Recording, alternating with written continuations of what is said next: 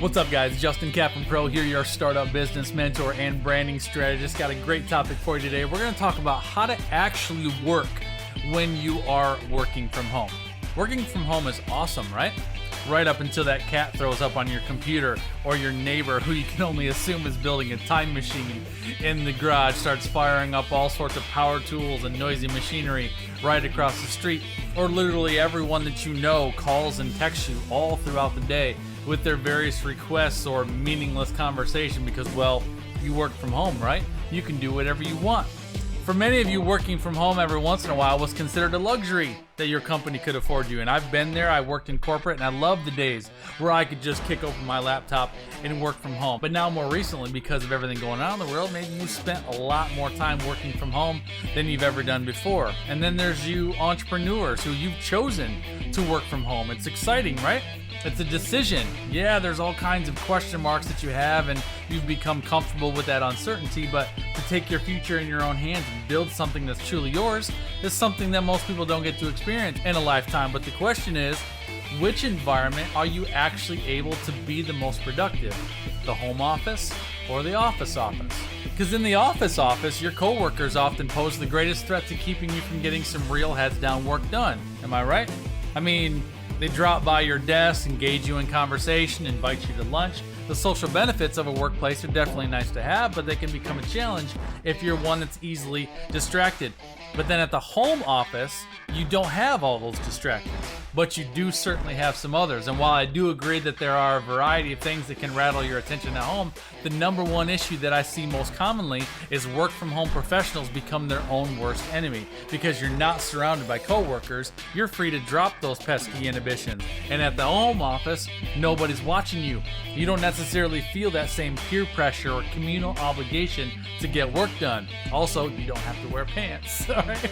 But in all seriousness, guys, working from home is definitely an adjustment from working in a structured job environment. And to be successful at it requires some technique. So, having spent 15 years working in various office positions to now being self-employed for 6 years, I've learned a lot about what not only works for me, but also what I found that works for the hundreds of clients that are self-employed that I serve all over the world. So today I'm going to hook you guys up with 7 of the very best tips that I can give you for how to actually work and get stuff done when you are working from home. So that's our topic and conversation for today, guys. Would love for you to give me a like on the video and subscribe to the channel if you are excited about today's content. Guys, certainly drop me some comments right down below. I love the interaction and I absolutely love questions. All right, so let's dive right in. Hang tight.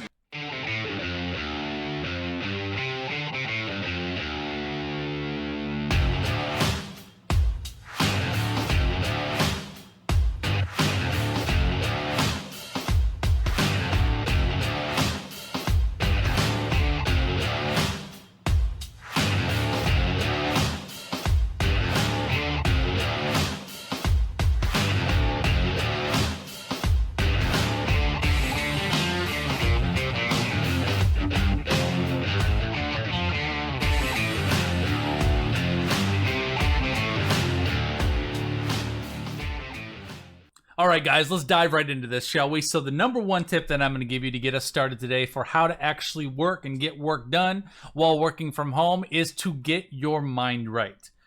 Ask yourself, what's your mindset in the morning when you have a job that requires you to show up at a specified time? While you may not always wake up with the best attitude, there's still a level of commitment and discipline that can't be ignored, right?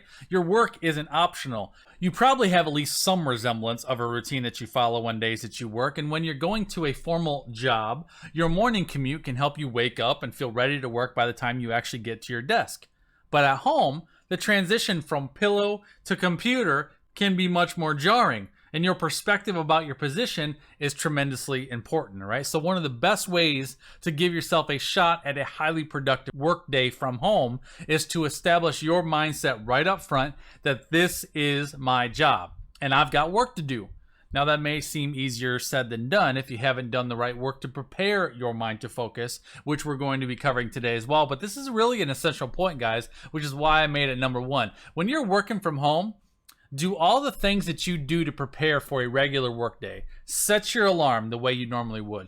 Get dressed the way you normally would. Make your coffee or go get coffee the way you normally would. You can even set up multiple accounts in Google Chrome, for example, with different toolbars at the top. So you can have a toolbar for your home, and then you can set a toolbar for work. So when you step into your office for the workday, you can switch into office mode. Your mindset about your workday is everything, and the level of success or struggle that you experience in working from home will tie directly to your thought process around it and the level of commitment you have to it. So number one is to get your mind right.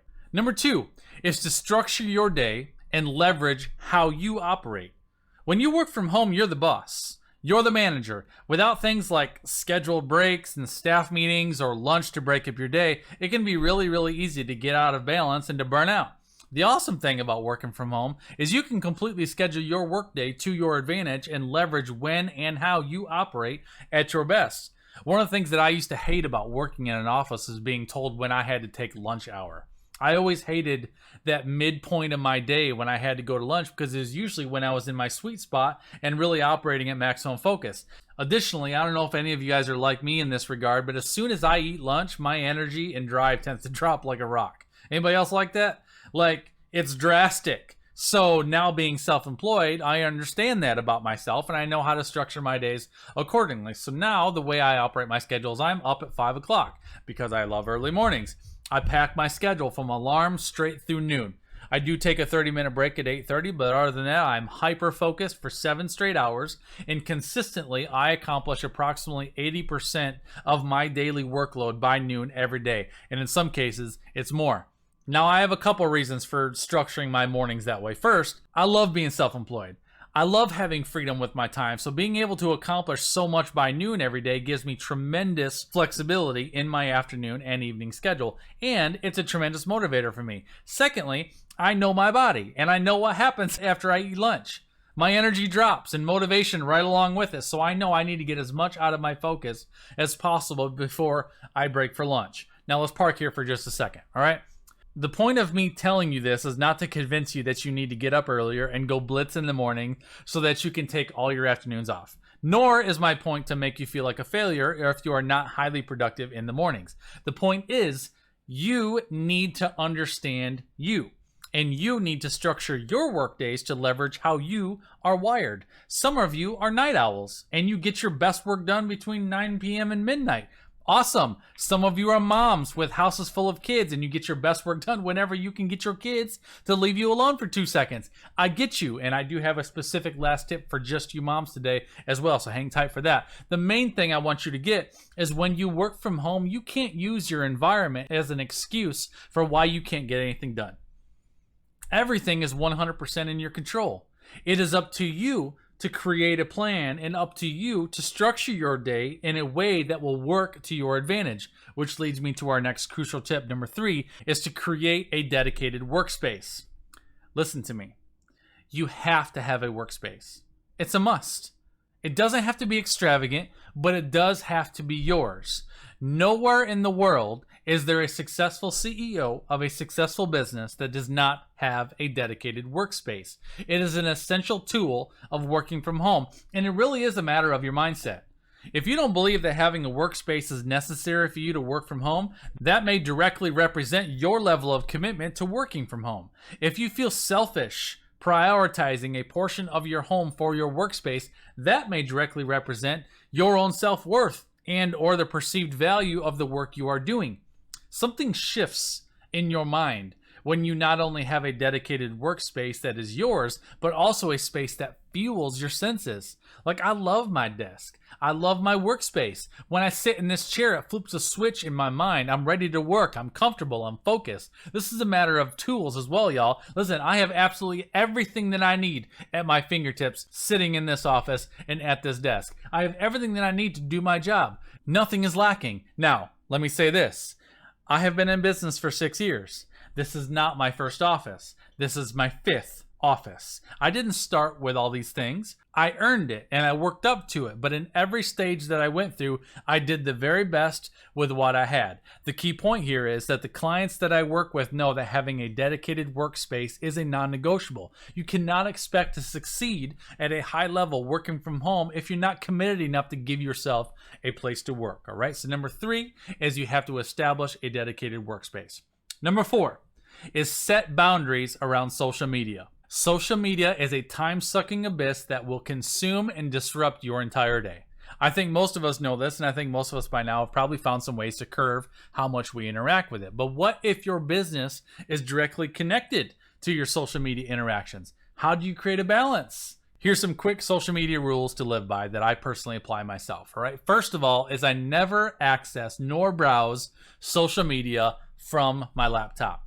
If I go to social media networks from my laptop, it is for the sole purpose of scheduling or uploading content or responding to messages or comments on my current day content. That is it. I do not access social media accounts from my laptop. Second, I log out of all social media apps on my phone at the conclusion of every use. Now that might seem crazy to some of you guys, but listen, this does three things for me. First of all, it limits notifications, distractions, and keeps my phone quiet. That's essential. I don't want to be distracted by notifications when I'm trying to focus on my work. Secondly, is it eliminates the ease of random social browsing, otherwise known as time wasting, energy sucking, and focus draining. All right. And lastly, it has trained me to be disciplined in only going to social media when I have a purpose and a plan to spend time there. Somebody put game changer in the chat stream for me, will you please? All right. Now, for those of you guys who are social butterflies and are feeling really suffocated right now, and you're about to have a panic attack, settle down. Here's a bonus tip for you. Plan your browse time. Schedule it into your day. Maybe give yourself some 30-minute social breaks throughout the day to get your social fix. Whatever you need, just give yourself parameters and discipline yourself to turn it off. And while we're talking about boundaries, let's go to our next point. Number 5 is communicate expectations to everyone who needs to know them. Write this down if you're taking notes. Where there is a lack of communication, people will draw their own conclusions. It's amazing the perspectives that people will have of you when you work from home if you fail to establish that perspective for them. No, you don't just do whatever you want every day. No, you can't just cut off and go to the beach whenever you want to. No, you are not available at the drop of a hat to do anything and everything that they may ask of you at any given moment. No, you do not binge watch Netflix while working on your laptop with a bowl of pretzels close by your side all day long. Actually, yes, you could do any of those things if you really wanted to, but not if you expect to have any resemblance of success in your work from home venture. Listen to me. Parameters need to be established. Boundaries need to be defined, and both of those need to be communicated to your spouse, your kids, your mom, your best friend, your brother, your sister, your pastor, or anyone else that might be apt to spontaneously call you or text you or show up at your house when you are trying to get work done. All right, set the expectation up front and make sure everyone that needs to know your boundaries and parameters gets that communication. Because if you do not set those expectations, all those people will come to their own conclusions about how much they can interrupt you and interact with you. All right, that's number 5. Number 6, we're going to keep on jamming, is plan your day the night before. Now, I know you've heard that before, but I want to unpack this a little differently for you. One of the single greatest reasons why planning your day the night before is such a powerful and impactful process is because of how it affects your subconscious mind. We all know that we only use 10% of our brain power. That means that the other 90% of our brain power is subconscious, and that's where the real power is. Subconscious is the core of the law of attraction. So when you commit time to thinking, planning, and outlining everything you need to accomplish during your workday tomorrow, you're basically giving your subconscious mind a detailed set of instructions for what you needed to work on while you're sleeping.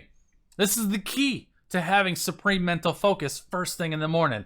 Me personally, I block off 45 minutes in my schedule at the conclusion of every single day to plan out what I need to accomplish tomorrow. Once I form my work list, I take a picture of it with my phone so I have it available. Then right before I go to sleep, I reread my work list and basically hand it over to my subconscious. I'm basically telling my mind, this is your homework for tonight. I need you to get creative. I need you to solve these problems, prepare these solutions, and work through these details and be prepared to report back to me in the morning. And then what happens? I'll wake up in the morning crystal clear about exactly what I need to accomplish with this new day. Plus, I usually have a tremendous amount of creative inspiration. Listen, y'all, I promise you, make planning your day the night before a discipline and a commitment every single day. Challenge yourself for 7 days to do it. Then expand and go for 30 days. And I promise you, it'll absolutely change your world. All right. Now, here's the tip for you moms out there that I promised you, but honestly, this really works well for everyone. Number 7 is to use household chores as a work timer. All right. You might have heard the recommendation before that listening to just 2 or 3 songs in the shower can help you save water. And that's true. Hearing a few of your favorite songs start to end, one after another, can remind you how long you've been in the shower, and it can shorten your wash time. Why are we talking about the shower, Justin? Because the same general principle can help you stay on task when working from home. But instead of 3 songs off your music playlist, knock out one of your household chores. For example, how long does a laundry cycle take to run through? It has a built-in timer, right? So use the timer, start to finish, to do something on your to-do list before changing that load. Committing to one assignment during that wash cycle and another during the dry cycle can train you to work smarter on tasks that you might technically have all day to tinker with. It gives you a built-in deadline. Write this down. Tasks expand to the time allotted. One huge problem that a lot of people have with working from home is that their work lists are too broad and fail to give themselves realistic deadlines for completion. They just work on it. And if your goal for today is just to write a blog post, guess how long it's going to take you? All day. But if you realize that it should realistically only take you 2 hours to write the post, 30 minutes to edit it, and 15 minutes to get it optimized and posted to your site, then you can give yourself a 3-hour deadline and get it done.